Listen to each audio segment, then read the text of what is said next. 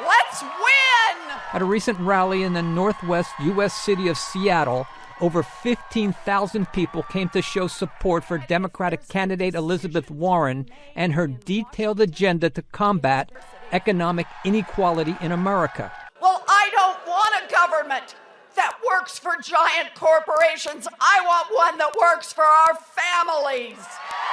Her economic proposals include imposing an extra 2% tax on rich families earning over $50 million a year and an additional 7% tax on corporations making over $100 million. All we're saying is when you make it big, really big, top 1/10% big, pitch in 2 cents so everybody else gets a chance to make it in this country. The estimated $2.75 trillion in tax revenue generated over 10 years would help fund expanded job training programs. She also wants to break up big technology companies like Google and Facebook, to mandate that corporations serve the public interest rather than chase profits, and allow workers to elect 40% of company board members, and to forge international trade agreements that protect human rights abroad and protect jobs for U.S. workers.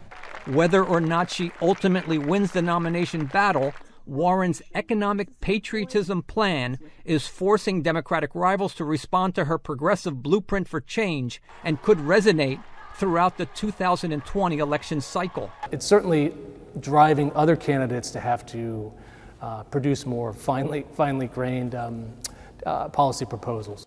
At the same time, her proposals could be used by President Trump and Republicans to portray the Democrats as radical socialists. When he says that the Democrats are socialists, you can point to elements of Elizabeth Warren's agenda that are far more liberal than anything that Barack Obama, let alone Bill Clinton, would have ever supported.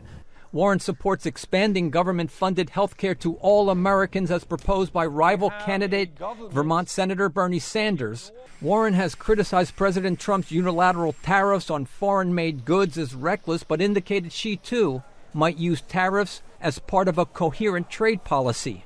Along with other progressive Democrats, she endorsed the Green New Deal to end America's dependency on fossil fuels and proposed investing $2 trillion on renewable energy technology.